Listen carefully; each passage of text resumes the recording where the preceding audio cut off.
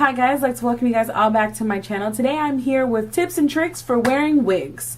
As most of you know, I am natural, so anytime that you see me with a great, long, straight, lighter color, blonde, anything like that, I'm more than likely wearing a wig. I personally do not do sew-ins for the fact that it kind of interferes with my wash routine and the gym.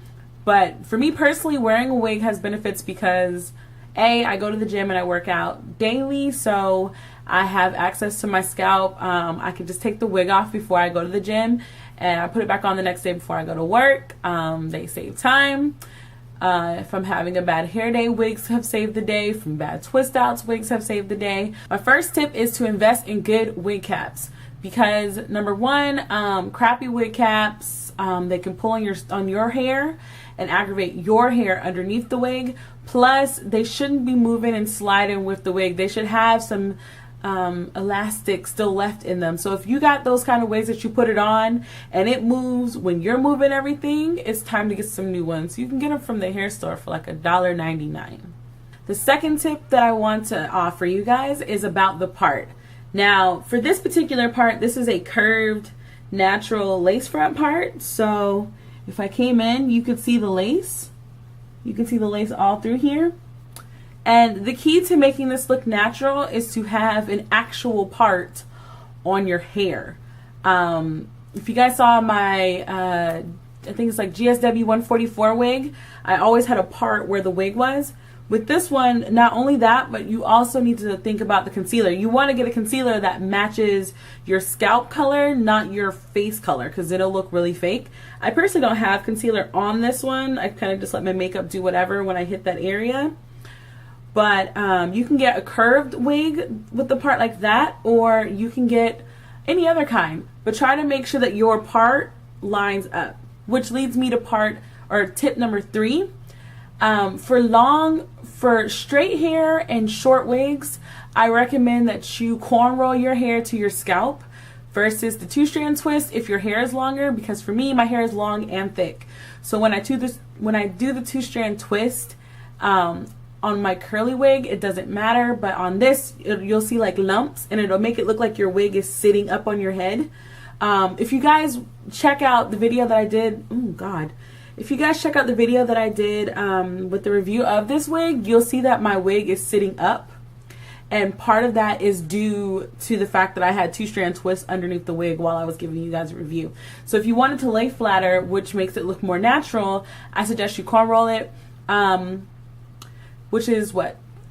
I forgot which tip we're on. But the next tip is instead of cornrolling it straight back, I recommend that you guys braid some kind of support depending on where the combs and stuff are on your wig. Now, if you don't have combs on your wig, I suggest braiding 2 braids that they don't have to go all the way around, but they need to have some kind of stopping point right here.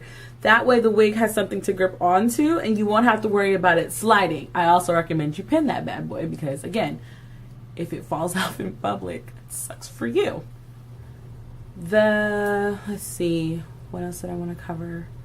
Oh, for the shorter wigs, if you have longer hair and you cornroll and your hair ends up coming past your neck, what I do for the shorter wigs, because I want the back to be flat as well, I kind of twist all of the ends together and I kind of tuck the end underneath one of my other braids. That way the back can be as flat as possible, and that also helps with thick hair too.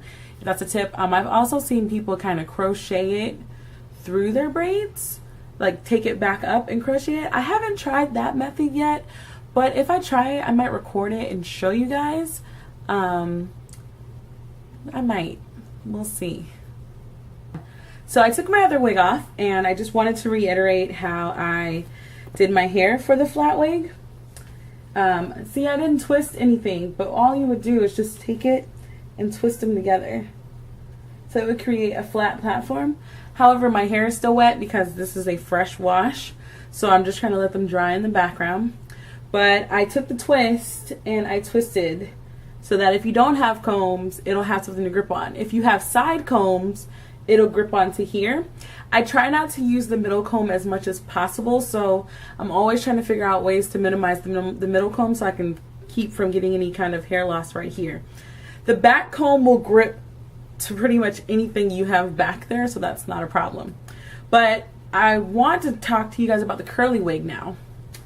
Your curly wig, for me, that's another tip. Don't always feel like you have to wear the wig right in the middle.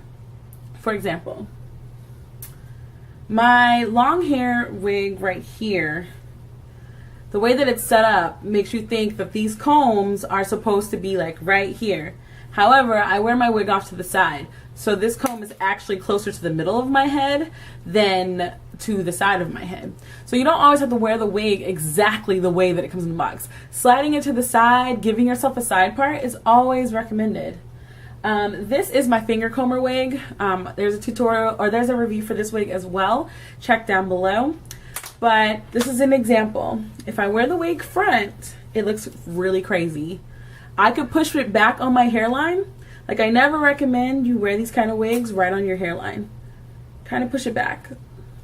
So this is the front comb, which I don't like using, but I'm going to use for this video. Ugh. It's like pulling on my hair because my hair is tender from these braids. But yeah, like I said, twist out doesn't matter underneath these kind of wigs because it's so much hair you would never notice. But if you notice, I don't like the way that my wig looks when I put it on the way that it looks like it's supposed to go because of the way the combs are. So what I'm going to do is take this comb and I'm going to tuck it on the side. Actually, no, I'm not going to tuck it all the way, just for the sake of this video. And the back of the wig is actually coming to the side. And it kind of creates like a side twist out. So for me, I like wearing this wig this way, which brings me to my next tip, bobby pins.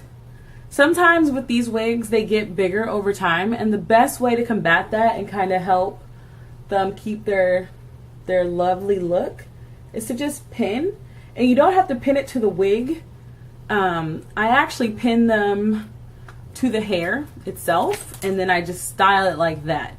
So I might not have the same style every week, just because there's no way I remember how to replicate this, but I do try to shape it. So you don't, again, for curly hair wigs, you have a little bit more liberty because, look, I'm finding pins in the wig already. You have more liberty. You can do a lot more. You can you can freestyle a lot more with the curly wigs. So I'm pinning while I'm talking just because and you play around. Oh, another thing, I recommend taking a bobby pin and underneath where all the massive curls are, because it helps pull the hair back from your face, because some of the curlier wigs are really face heavy for me. So again, you don't do it to the scalp, you just tuck it under and adjust. Also, laying down your baby hair is another tip. I heard that the Hicks one is really good. I've never tried it. If you've tried it, let me know. Tiff069 said that that's the one that she uses and she really likes it, so I'm gonna try that out. But yeah, the best part about curly wigs is that the messier it looks, the better.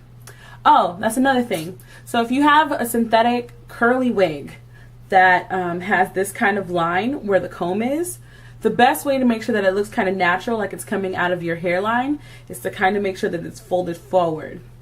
That way it looks like it's coming out with your hair.